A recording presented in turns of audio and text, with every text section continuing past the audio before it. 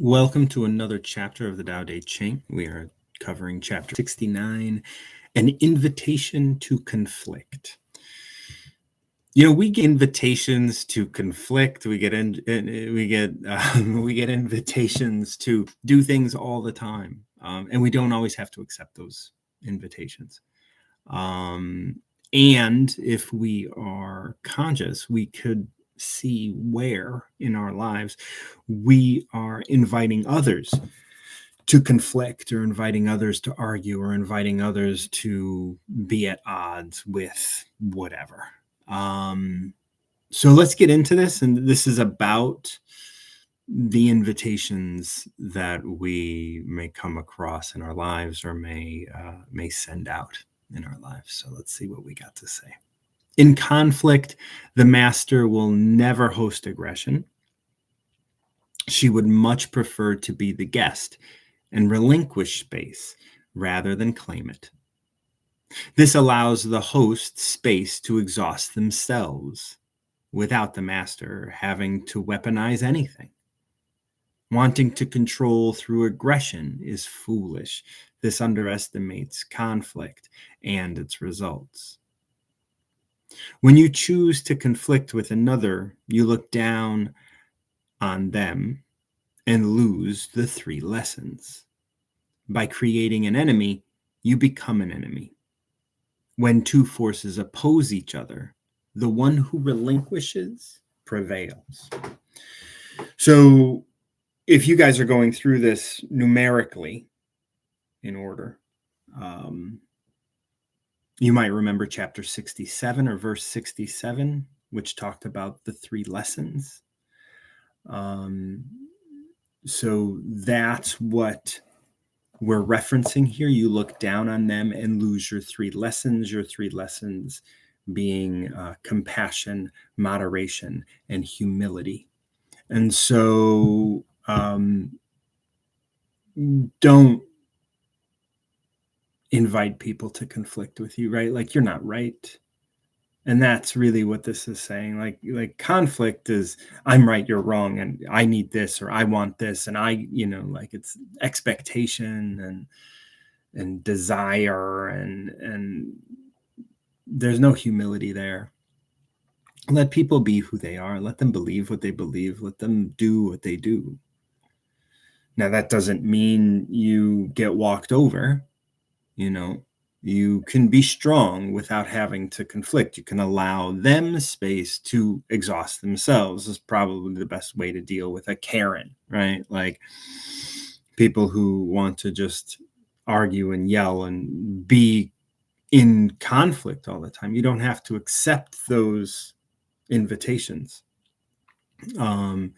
You can deflect as much as you can, and then when it's time to do something about it, you can, if that is absolutely necessary. Tao talks about, we don't want to weaponize things, and if we are forced to pick up a weapon, we will, and we will use it deftly, quickly. This won't be something it's not going to go back and forth. If I have to pick up a weapon, it's going to end this right now. And that doesn't mean you're going to kill somebody. It just means that you are going to listen, give them space to exhaust themselves. And then when it's time, you can just say one thing, and hopefully that will just end it all. But patience and allowing them to wear themselves out, I think, are important. And that's what we're talking about here. In conflict, the master will never host aggression. You're not going to host it. Why would anybody who knows who they are host aggression? Why would you send out an invitation to conflict? Let people be right. Let people be wrong. And if someone doesn't like you, let them not like you. So what? You're not going to host aggression. You're not going to harbor aggression in your body. Like, why would you do that? Like, that's just going to lead to illness and disease. We know that. And yet people still do it for whatever reason. She would much prefer to be a guest and relinquish space rather than claim it. Imagine if every conflict, imagine it as an invitation. This is an invitation to conflict. Is this worth it? Do I want to go to this party? Am I going to get enough out of it? Am I going to have good conversation? I'm going to engage properly. Do I want to accept this invitation to conflict? This allows the host space to exhaust themselves without the master having to weaponize anything. You don't have to do anything. Let them yell. Let them do what they're going to do. Whatever. All right. Well, are you done now? Because I can go. Right. I think that's a beautiful way of looking at it. I like the idea of like, let me just give you enough space to exhaust yourself. Wanting to control through aggression is foolish. This underestimates conflict and its results. You know, there's never really a winner when you conflict. I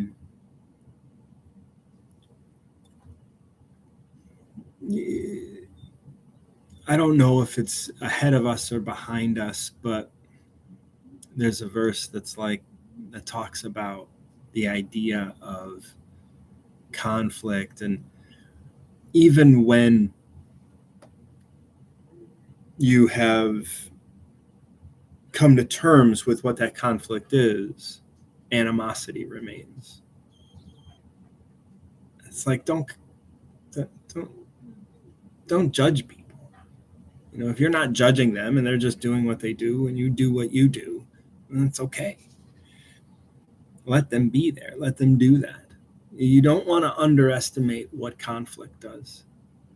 You know, like I like to say you can't unring a bell. Once you say something, it's out there in the open, right? Sometimes it's best to kind of like look within yourself rather than being a victim of someone else. So if you love somebody and, you know, you're being hurt by something they say, well, it's good first to go inside and say, why does this particular thing hurt me? You know, all of these other things don't hurt me, and they're maybe along the same lines, but this one thing hurts me. Maybe it has nothing to do with my partner. Maybe it has something to do with me. And my partner doesn't know it because I don't know it. And they're my partner so that they can show me. You know, we spoke recently in a recent verse that the master seeks out those who bring up triggers within them, because they're showing him or her where their thinking is unbalanced or not harmonious. When you choose to conflict with another, you look down on them and lose your 3 lessons: humility, moderation, and compassion. Right? Like now you're looking down on somebody and you're losing touch with who you are, like the ability to be compassionate, the ability to be moderate, the ability to be humble. You're giving those things up in order to conflict. By creating an enemy, you become an enemy. And that's a line that resonates with me. Like, to have an enemy is to be an enemy. And you think that, like, and we can speak so clearly about, like, I hate this person, this, that, whatever. Like, I remember one time I was talking to someone, and over and over they said, like, I hate this, I hate this, I hate this. And I was just like, oh, man. And they looked at me and I was like, what's wrong? And I was just like, you hate a lot of things. And I think that made them think about, like, how they use their words and what they really mean. And it's like, it's not that, I mean, it's fine if that's how you want to live your life, but you're making a choice. You're making a choice to have an enemy. You're making a choice to hate something. You're choosing that right now. You can look down on these things, but then you lose your 3 lessons. You only have 3 things to do that Tao asks you to do, right? Compassion, moderation, and humility. Stop thinking you have all the answers. Be humble. Be compassionate to the things that you're addressing and you're engaging with. When 2 forces oppose each other, the one who relinquishes prevails. It's the one who can give up space. That's the one who prevails. The one who's going to win, the one who's going to last, the one who's going to have energy at the end of this is the one who relinquishes space. The other person may think that they've won, or that they got the upper hand or whatever, but They can think that all they want.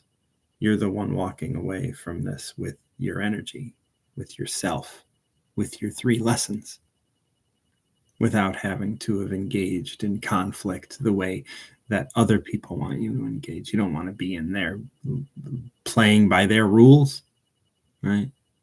You want to be who you are. And to be who you are, you have to not accept every invitation that you're given to conflict or to engage or whatever it is. Thank you so much for joining me. That's chapter 69, An Invitation to Conflict. Once again, I'm Martin John, and until next time, keep recovering yourself.